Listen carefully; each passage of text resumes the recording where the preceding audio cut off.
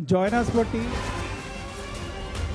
सीधे तौर पर चुनाव आयोग की ये प्रेस कॉन्फ्रेंस जिसमें तमाम सवाल जो चुनाव आयोग के सामने उठ रहे थे या जो आरोप लगाए जा रहे थे या जो वोट चोरी कही जा रही थी उसको चुनाव आयोग ने सीधे तौर पर खारिज किया और डिटेल्स में ये बताया कि आखिरकार कैसे ये पूरी प्रक्रिया काम करती है, कैसे एक कानून है और कानून के दायरे में रहकर ही हर इंसान काम कर रहा है, चुनाव आयोग का हर सदस्य काम कर रहा है। सीधे तौर पर उन्होंने कहा, उन्होंने ये भी किया क्योंकि हलफनामे की बार बार दलील विपक्ष की तरफ से दी जा रही है, कहा जा रहा है कि भाई देखिए हमने हलफनामा दिया, कार्रवाई आप करते नहीं है। अब चुनाव आयोग यहाँ ये भी स्पष्ट कर रहा है कि हलफनामा और पत्र में अंतर होता है। अगर आप पत्र देखकर उसको हलफनामा कहते हैं तो अगर कार्रवाई नहीं हो रही है तो फिर आपके आरोप जो है वो निराधार है। ये स्पष्टीकरण यहाँ चुनाव आयोग की तरफ से दी गई है। उसके अलावा वो बार बार उस प्रक्रिया को जनता के लिए सुलभ तरीके से समझाने और बताने की भी कोशिश कर रहे हैं। चुनाव आयोग की तरफ से कहा गया कि जो भी प्रक्रिया है वो प्रक्रिया पालन उसका हो रहा है।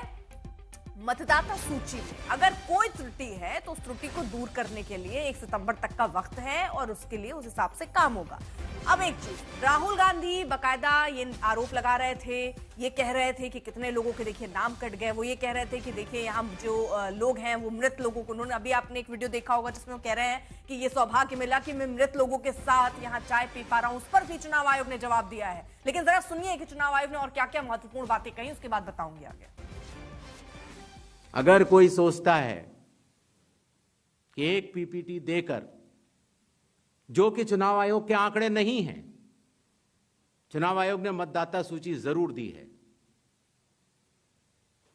लेकिन पीपीटी में गलत तरीके से एनालाइज करना, गलत आंकड़े देना और यह कहना कि पोलिंग ऑफिसर ने कहा है कि इस महिला ने 2 बार वोट दिया है,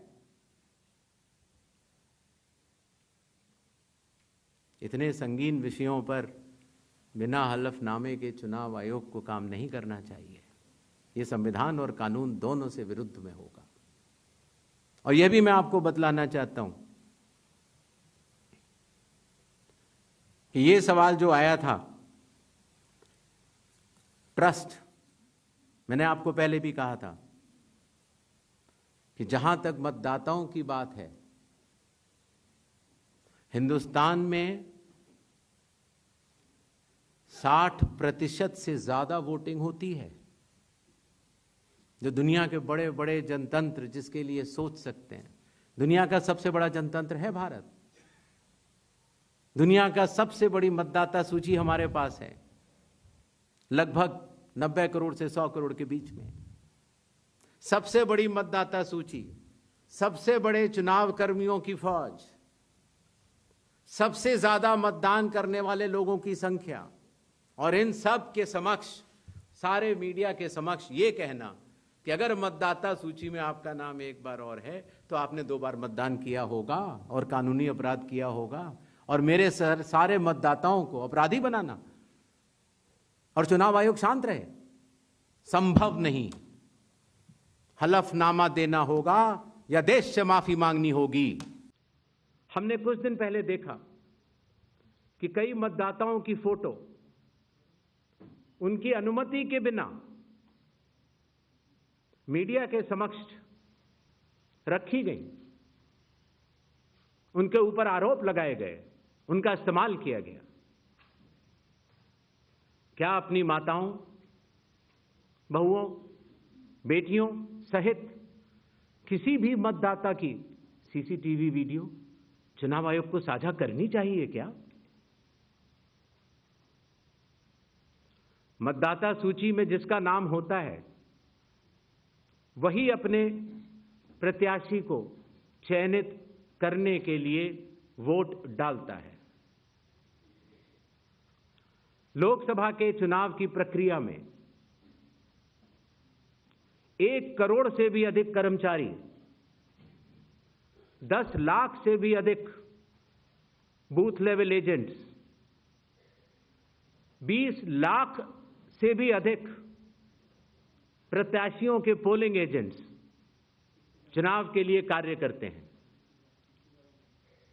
इतने सारे लोगों के समक्ष इतनी पारदर्शी प्रक्रिया में क्या कोई भी मतदाता वोट की चोरी कर सकता है? 15 दिन का समय बाकी है। चुनाव आयोग सभी राजनीतिक दलों को उनके द्वारा नामित बूथ लेवल एजेंट्स को, नेशनल लेवल पॉलिटिकल पार्टीज को, स्टेट लेवल पॉलिटिकल पार्टीज को आह्वान करता है कि आने वाले 15 दिनों में जो भी प्रारूप मतदाता सूची उनको दी गई है उसमें अगर कोई भी त्रुटि हो तो उसको प्रिस्क्राइब्ड फॉर्म के तहत जमा करें। चुनाव आयोग के दरवाजे हमेशा सबके लिए समान रूप से खुले हुए हैं। ऐश्वर्या पालीवाल हमारे साथ हमारी सहयोगी इस वक्त जुड़ चुकी हैं और उस वक्त वो वहां मौजूद थी जब ये प्रेस कॉन्फ्रेंस चल रहा था। और अगर ऐश्वर्या पूरे इस प्रेस कॉन्फ्रेंस को ब्रीफ एक तरीके से करना हो, कुछ पॉइंट्स रखने हो, वैसे कौन से महत्वपूर्ण पॉइंट्स हैं जो आज के इस प्रेस कॉन्फ्रेंस में चुनाव आयोग की तरफ से दी गई?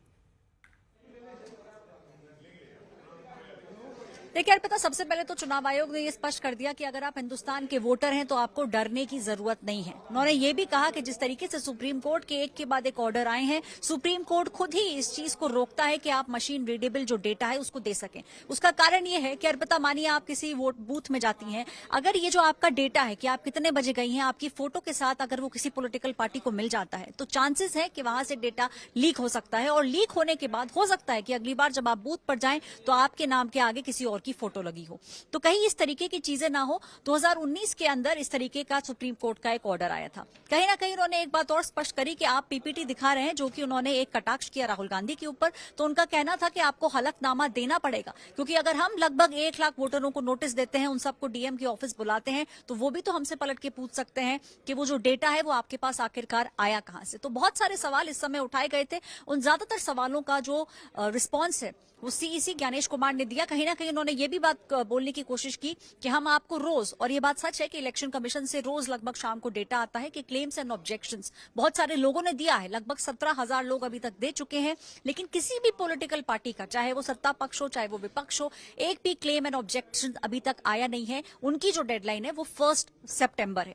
चुनाव आयोग का कहना है कि अगर आपको कोई दिक्कत है, वो क्योंकि उसकी जो एक कॉपी है जो हमारे पास भी आ जाइए, वो पॉलिटिकल पार्टीज को भी दी गई है अर्पिता, तो अगर आपको इसमें कोई दिक्कत लगती है तो सामने आइए, लेकिन 1 सितंबर के बाद आके ये मत बोलिएगा कि इसके अंदर कुछ गड़बड़ है, क्योंकि आपको 1 महीने का टाइम दिया गया है। अर्पिता, लेकिन ऐश्वर्या, क्योंकि ये देखिए, जब ये कहा जाता है, सारी चीजों को पारदर्शिता के साथ रखा जाता है कि देखिए आप अपनी बातें कह सकते हैं, अपने क्लेम कह सकते हैं, अपना ऑब्जेक्शन है वो सामने रख सकते हैं। अब इसमें विपक्ष ये कहता है, जिसमें एक सवाल एक पत्रकार ने भी पूछा कि हलफनामा दिया जाता उस पर कोई कार्रवाई नहीं हो रही, वो ये कह रहे हैं। हालांकि उसको स्पष्ट किया कि पत्र और हलफनामे में देखिए अंतर है। दूसरी बात, यहां विपक्ष की तरफ से बार बार ये कहा जा रहा है कि हम प्रदर्शन करना ठीक है हमारे लिए, क्योंकि हम चुनाव आयोग के दफ्तर नहीं जाएंगे, हम जाके वहां पे अपनी बात कहते हैं, कोई सुनता नहीं है, हम वहां जाके अपने जो ऑब्जेक्शन है वो सामने रखते हैं, कोई सुनता नहीं है। इस पर कोई सफाई चुनाव आयोग की तरफ से आई क्या?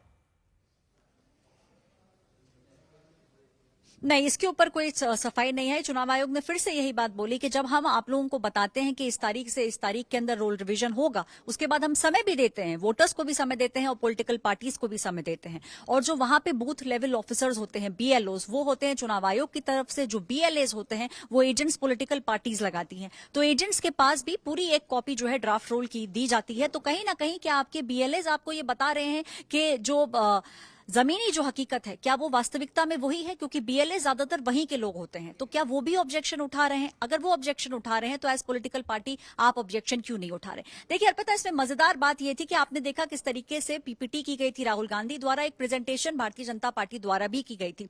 तो कहीं ना कहीं दोनों एक ही चीज के बारे में बात कर रहे थे कि वोटर लिस्ट में गड़बड़ी है। तो चुनाव आयोग ने यही कहा कि जब आप सभी पॉलिटिकल पार्टीज हमारे पास आते हैं और कहते हैं कि वोटर लिस्ट की सफाई होनी चाहिए, साफ वोटर लिस्ट होना चाहिए, तो हम जब खुद आगे बढ़ के एसआईआर की प्रक्रिया कर रहे हैं तो उसके अंदर आपको दिक्कत क्या है? और अगर दिक्कत है तो फिर जो प्रॉपर रूल्स हैं उसके तहत आप हमारे पास क्यों नहीं आ रहे हैं? एक बार फिर से उन्होंने ये कहा कि लगभग 10 से 12 दिन का समय आपके पास है। बार बार उन्होंने ये कहा कि हम मीडिया के जरिए भी आप लोगों से अपील कर रहे हैं। अभी तक तो 17 दिन हो चुके हैं, 1 अगस्त से लेकर आज तक। अभी तक क्लेम्स एंड ऑब्जेक्शंस है बड़ा 0। अगर आपको लगता है कि कहीं कोई दिक्कत है तो 1 सितंबर से पहले अपना ऑब्जेक्शन और क्लेम जो है उसको दर्ज करिए। लेकिन ऐसा मत करिएगा कि आप चुनाव अगर हार जाते हैं उसके बाद पलट के आप ये बोलते बोलते हैं कि हमने डेटा का जो डेटा है उसकी रीडिंग हमने अब करी है। तो चुनाव आयोग का ये कहना था कि एक प्रक्रिया है, उसके तहत आपको हमारे पास आना चाहिए। लेकिन हाँ, विपक्षी पार्टियों को जो बड़ा सवाल है कि हम आते हैं, उसका जवाब नहीं दिया जाता, उस पर अभी तक स्पष्टीकरण नहीं मिला है। ठीक है, दूसरी बड़ी चर्चा, क्योंकि हम बिहार की बात कर रहे हैं और हम एपिक नंबर, क्योंकि एक बड़ा मुद्दा बिहार के लिहाज से रहा है, क्योंकि यहीं से एसआईआर की एक तरीके से शुरुआत हो रही है। श्रेया, आऊंगी मैं जरा आपके पास। अंजना ओम कश्यप भी इस वक्त हमारी सहयोगी जुड़ चुकी हैं। अंजना, जिस तरह से फिलहाल आज चुनाव आयोग ने सीधे तौर पर वो सारे सवाल जो विपक्ष की तरफ से उठाए जा रहे थे उस पर आके स्पष्टीकरण दिया, उस पर आकर क्लियर किया, उस पर यह भी कहा कि आप सिर्फ आरोप लगा रहे हैं, सच को सुनने की ताकत आपके अंदर होनी चाहिए, समझने की ताकत होनी चाहिए। तो सीधे तौर पर निशाना भी उन्होंने साध दिया और सफाई भी दे दी और हर पॉइंट को क्लियर कर दिया है। बिल्कुल। और अर्पिता, देखिए, सबसे बड़ी बात है कि शायद अगर आप चुनावी इतिहास में देखेंगे तो एक राजनेता और चुनाव आयोग के बीच इतना बड़ा संघर्ष जिसे कहते हैं सामने आना, ये अपने आप में बहुत बड़ी बात है। अब ये Rahul Gandhi versus election commission of India बन चुका है। चुनाव आयोग ने 4-5 जो बड़ी बातें कही अपने दर्शकों के लिए ब्रेक डाउन करते हैं। बिहार का चुनाव, बिहार विधानसभा का अंत हो रहा है 22 नवंबर को। अब 22 नवंबर में दिन ज्यादा बचे नहीं है। इधर जो पूरा वोटर रोल है उसमें रिवीजन में आज 17 अगस्त है, अब वो भी 31 अगस्त तक का ही टाइम है। तो एक तरफ तो मुख्य चुनाव आयुक्त ज्ञानेश कुमार साफ कह रहे हैं कि अब ये इतने दिन बचे हैं, अगर आपकी शिकायतें हैं तो आप फटाफट डालिए। बाद में जब एक बार सितंबर का महीना शुरू हो जाए उसके बाद मत कहिएगा कि हम अब आए हैं सामने। तो एक वो कह रहे हैं कि वोटर रिवीजन में अगर शिकायतें आप आइए। दूसरी बड़ी बात जिसमें उन्होंने प्रेजेंटेशन को लेकर, क्योंकि राहुल गांधी ने जिस तरह से वोटर्स की लिस्ट को लेकर प्रेजेंटेशन दिया था उस पर उन्होंने साफ साफ कहा कि प्रेजेंटेशन देने से कुछ नहीं होगा, हलफनामा दीजिए, ना पत्र लिखने से होगा, क्योंकि हलफनामा मैंडेटरी है कि कोई भी जो चुनाव अधिकारी है वो किसी भी तरह की जांच की शुरुआत करे। तो ऐसे में उन्होंने डायरेक्ट अटैक राहुल गांधी पर किया है और साफ कहा है कि सच सामने आना चाहिए और सच में कुछ मिलावट नहीं हो सकती और उसके लिए आपको हलफनामा देना होगा, वरना 1 लाख 1.5 लाख अपने मतदाताओं को हम सीधे कैसे कह दें कि आप अपना प्रमाण लाके दीजिए। हमारे पास एक हलफनामा, उसका बेसिस होना चाहिए और जो तय प्रोसीजर है वो भी यही कहता है, जिस पर एक पत्रकार ने बताया भी ओडिशा का मामला, तो उन्होंने कहा कि पत्र के आधार पर जांच नहीं हो सकती, जो नियम है वो कहता है कि हलफनामे के ही आधार पर होगी। तो सबसे बड़ी बात यही है कि उस प्रेजेंटेशन बनाम चुनाव आयुक्त का मुख्य चुनाव आयुक्त ज्ञानेश कुमार का सामने आना ये बता रहा है। टाइमलाइन आप देखिए, 22 नवंबर तक विधानसभा खत्म हो रहा है, 20 से 28 अक्टूबर तक दिवाली और छठ पूजा है, तो उस दौरान वोटिंग होगी नहीं। तो माना यही जा रहा है कि 28 अक्टूबर के बाद 10 नवंबर के पहले वोटिंग खत्म होनी है। तो अब टाइमलाइन पूरा सामने है और ऐसे में सिर्फ ये लगभग 14-15 दिन बचे हैं पॉलिटिकल पार्टियों के सामने। आप उस पर शिकायत दीजिए, वो कह रहे शिकायत आप देते नहीं है, हलफनामा आप देते नहीं है। लेकिन सबसे सख्त लाइन वही थी अर्पिता, जिसे आप भी ब्रेकिंग न्यूज में बता रही हैं कि अगर आप हलफनामा नहीं देते हैं तो देश से माफी मांगिए। बिल्कुल, बहुत बहुत शुक्रिया अंजना हमारे साथ जुड़ने के लिए। तो सीधे तौर पर उन्होंने ये भी कहा कि बार बार कहने से झूठ जो है वो सच साबित नहीं हो जाता। वो ये कह रहे हैं कि सिर्फ कहने मात्र से, क्योंकि हर चीज का देखिए एक प्रक्रिया है, हर चीज की एक प्रक्रिया है, आप उस प्रक्रिया के तहत कर सकते हैं। आप अगर मीडिया के सामने आकर कहकर चले गए कि ये हमारे आरोप है, चुनाव आयोग सुन नहीं रहा, तो ये तरीका ठीक नहीं है। आपको जो हलफनामा देना पड़ेगा, यहाँ जो कानून की प्रक्रिया आपको पालन करनी पड़ेगी अपनी बातों को कहने के लिए, क्योंकि वो उदाहरण भी दे रहे हैं कि अभी तक कोई क्लेम यहाँ पक्ष की तरफ से या विपक्ष की तरफ से जो ड्राफ्ट सूची आई है इसको लेकर नहीं आया है, वो सीधे तौर पर चुनाव आयुक्त की तरफ से क्लियर किया जा रहा है। इसमें आप देखिए कि भी भ्रम की स्थिति बनाई गई, जिसमें बीजेडी की तरफ से यह भी कहा गया हलफनामा देकर कि गड़बड़ी हुई है, लेकिन इस पर भी स्पष्टीकरण ऐश्वर्या नजर आता है जहां पर वो कह रहे हैं कि कोई हलफनामा नहीं, पत्र को हलफनामा नहीं कहा जा सकता है। ये बेसिक तो समझना होगा, और अगर नहीं समझ रहे हैं तो फिर आकर प्रेस कॉन्फ्रेंस करके चिल्ला चिल्ला के कहने का भी मतलब नहीं है ना। अर्पिता, बिल्कुल देखिए, और ये उसी दिन से जिस दिन से राहुल गांधी ने पीपीटी करी थी उसमें चुनाव आयोग ने कहा था कि हमने आपको ये डेटा नहीं दिया है, आपने खुद ये डेटा निकाला है। अब आप ये कह रहे हैं कि इतनी गड़बड़ियां हैं, क्योंकि देखिए होगा क्या अर्पिता, आपने मानिए 10 लोगों के बारे में कहा कि इन लोगों ने 2 जगह वोट किया है, इनका तो हाउस नंबर 0 है, यहाँ पे तो इतने लोग रहते हैं। अगर उनमें से एक भी आके खड़ा हो जाता है और वो ये बात चुनाव आयोग से पूछने लगता है या फिर कोर्ट जाता है कि भाई मैं यहीं रहता हूं, मेरे घर का नंबर 0 है, तो इसमें गड़बड़ क्या है, तो फिर उसकी जवाबदेही किसकी होगी? क्या चुनाव आयोग की होगी, जिस कोर्ट में वो वोटर जो है वो जाएगा, क्या वो कोर्ट इसकी सफाई देगा, या फिर जो पार्टी है या फिर जो नेता है जिन्होंने इस बात को रखा है, क्या वो इस चीज की सफाई देगा? तो कहीं ना कहीं पेचीदगियां हैं। लेकिन एक बात चुनाव आयोग ने फिर से स्पष्ट की है और इस समय डेडलाइन दी है कि अगले 7 दिनों के अंदर राहुल गांधी देखिए, की देश चुनौती 60% से ज्यादा यहाँ मतदाता जो है वो मतदान करते हैं। इसके अलावा सबसे बड़ी मतदाता सूची हमारे पास है, करीब 100 करोड़ की। तो आसान नहीं है। आप ये नहीं कह सकते कि बिल्कुल गलतियां नहीं होंगी। गलतियों को सुधारने के लिए प्रक्रियाएं हैं और उसमें और बड़े स्तर पर सुधार हो, इसलिए SIR है। ये स्पष्ट करता हुआ चुनाव आयोग नजर आया। बहुत